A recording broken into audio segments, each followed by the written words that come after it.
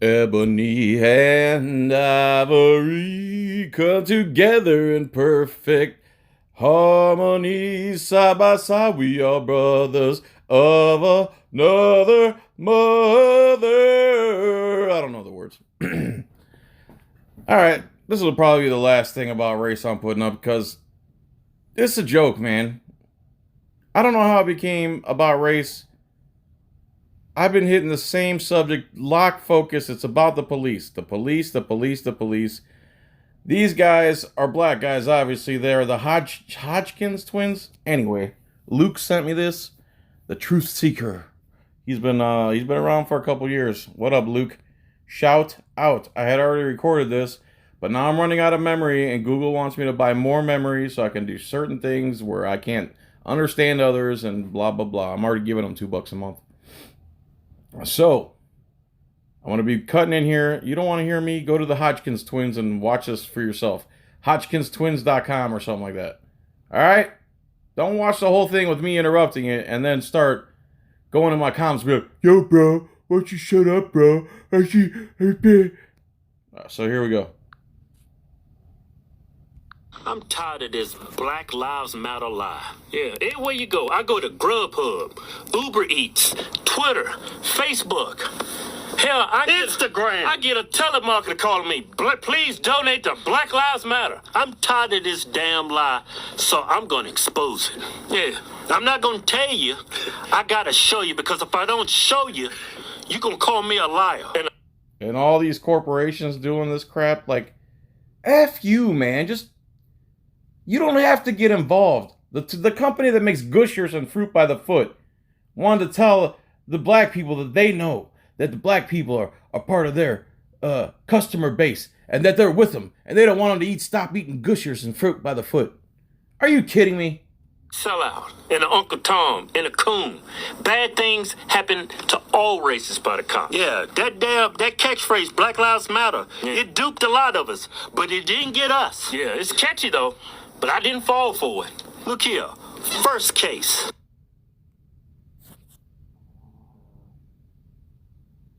Newly released body camera footage of this police shooting shows Daniel Shaver's last moments. Police were responding to reports of a man pointing a rifle out of a hotel room window. Hands up in the air! You do that again, we're shooting you. Do you understand? Please do not shoot me. Begging for his life. Then listen to my instructions. I'm trying to do what you... Don't talk! Listen! Hands straight up in the air. Do not put your hands down for any reason. You think you're gonna fall, you better fall. Now, why can't they just walk up to him and grab his hands? Or rush him and grab his hands so he can't get a gun or anything if he were to have a gun. Cops are disgusting. And after this, his superiors, according to Brian Young, said that he was doing everything right, even after he murdered the Daniel Shaver here. And then I believe he got off in court. It must be because cops are racist. Your face, your hands go back in the small of your back or down. We are going to shoot you. Do you understand me? Yes, sir. An officer then orders Shaver to crawl toward him. Shaver complies, but then moves his right hand behind him despite the warning. Officer Philip Mitchell Brailsford fires 5 rounds, killing Shaver.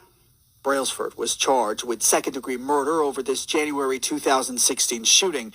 In an interview with police, he said he thought Shaver was going for a gun, saying, quote, he could have easily and quickly drawn a weapon down on us and fired. You could have easily and quickly rushed him, grabbed his wrist, and literally disarmed him, have his arms in control.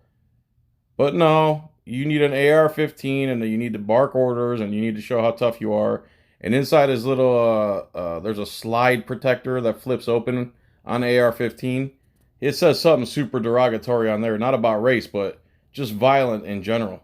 Without aiming, and he could have hit us or the citizen that we had just detained. No gun was found on Shaver. Brailsford was acquitted last week. This kid is drunk. Yeah. He's begging for his life. Yeah. And the cop shoots him anyway. Yeah. The cop walks. Yeah, got acquitted. You didn't hear about it because he's white. Just imagine if this kid's name was Tyrone. A black kid. And how's that not reverse racism? That's why you say all lives matter. Because when you make it about a specific race, and the facts don't back it up, you're just basically some fake entity operating on a delusion. Crying. Imagine if this was George Floyd begging for his life. Yeah. It'd be front page news, but you didn't because it's some white kid with privilege. They're not going to show you that in the case because they're trying to spin it like this only happens to black folks. Next case. This Tony's the only thing we can get. Help me! In 2016, Tony Timpa called Dallas police for help. You're going to kill me. And this He knew that the cops were going to kill him somehow. You're going to kill me. was the help he got. Restrained Tony, start to school. and mocked until he died. This was a tragedy. As they're killing this guy, they're cracking jokes. It's a big joke to the cops. Needless and avoidable. From a Dallas parking lot, Timpa dialed 911 and said he was a schizophrenic, was off his meds, and had taken cocaine. Tony, look at me, bro. Officers show up, but Timpa is hysterical, already handcuffed by a store security guard. He's then restrained like this for about 14 minutes, and officers can be heard laughing as Timpa's face is buried into the ground. Jeff Henley is representing Timpa's family against the city of Dallas in a federal lawsuit. He says officers knew Timpa was on something and should not have restrained him this long. From this, radically prone position, Tony is going to suffer asphyxia. When Timpa does Just understand that where it says White Lives Matter and BLM exposed, this is their video, not mine. I'm just covering it. I still would put all, because all lives matter is an objective and equal standard. If we want equality, let's use equality type language. stop breathing, officers continue to crack jokes. Is he asleep? Yes, please. Snoring, that's what it was. But they stop in their tracks when a paramedic says the 32-year-old is dead. All this stuff. He's dead. He's what? He's dead. He died just like George Floyd did. Yeah, smothered him to death. But this guy didn't have an extensive prison record like George Floyd, right? And the cops are mocking the dude after he's dead. They saying he's asleep. Yeah. You didn't hear about it because he's white. Imagine if this guy was a black guy. 2 police officers standing over a black body, laughing. You're not gonna hear about it. Doesn't fit the media narrative. Next case.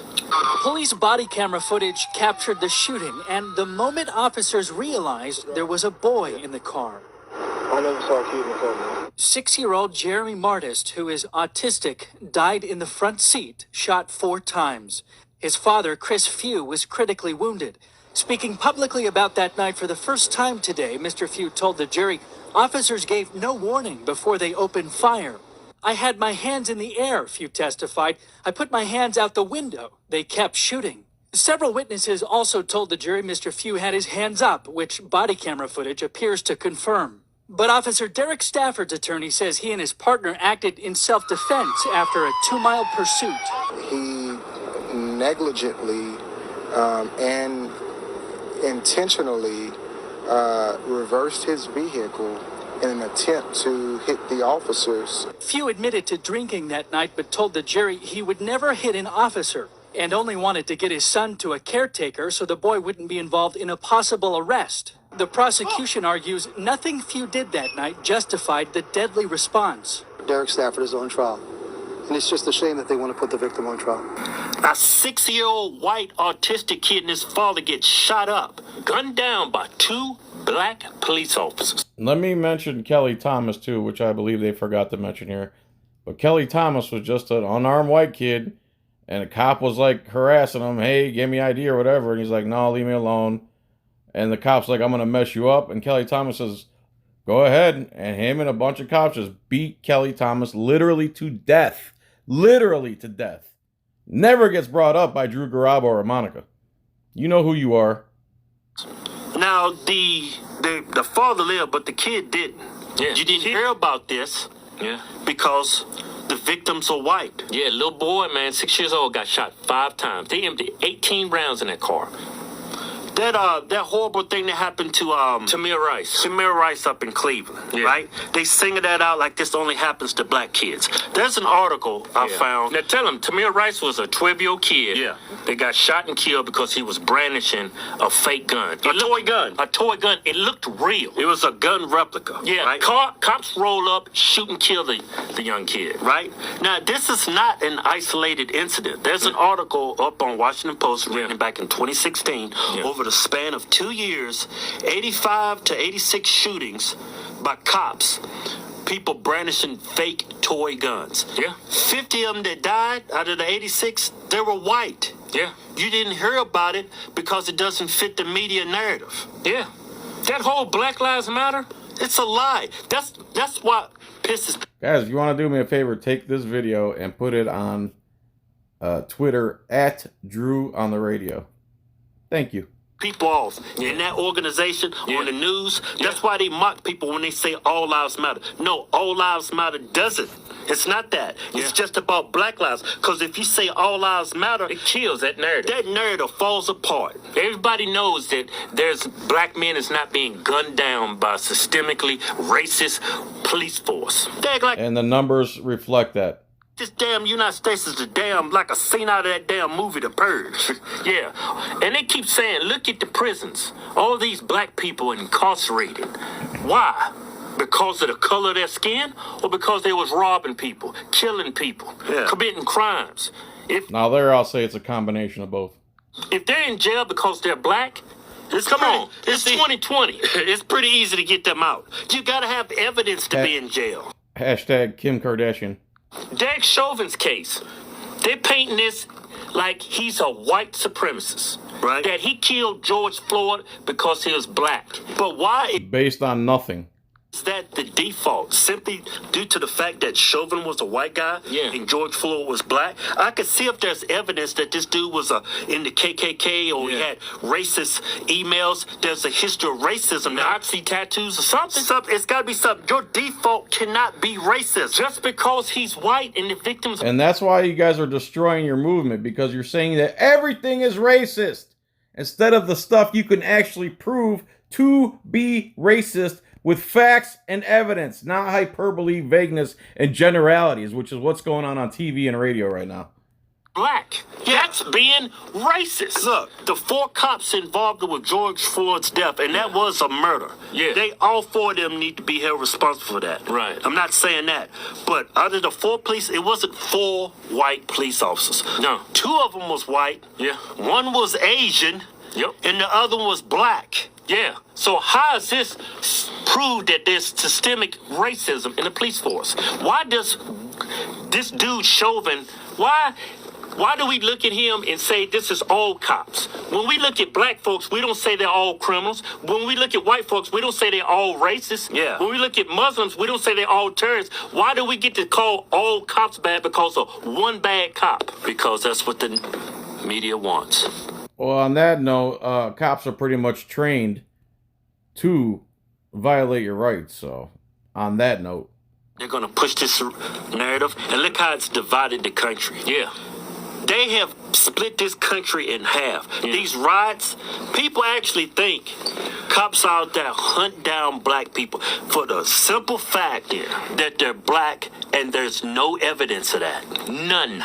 No statistics, no facts. They just tell you that black men are getting gunned down.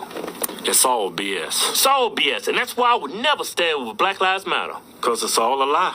It's a lie to simply make black people feel that they're less American than everybody else. Yeah, to keep black people indebted to the Democrat Party. Yeah, that's what it's all about. And look at Black Lives Matter organization. Look at all the contributions they get. Look where that money's going. It's going to Democrat presidential candidates. It's not going to black people. It's not going to black neighborhoods. No. It's going to rich old white men running for president. Who will never defund the police or reform the police or think that there's anything wrong with the police. What I call white privilege. Yeah. Go to officialhodgetwins.com. Officialhodgetwins.com. There you go. Thanks everyone for watching this. I'm sure YouTube hasn't let me monetize a video in about a week and a half now, and whatever. I'm not going to challenge them over and over and over again. You want to be wiener faces? Let them be wiener faces. This is fair use if I've ever seen it. Thanks again. Hit up my Etsy store, please, if you would be so kind to hit up my Etsy store. And what else? I don't know. Check out the podcast. Podcast is called Operation Midnight Jackal. It's anchor.fm/John Felix. It's in the description. What else? That's it, man. Peace and tranquility. Bye.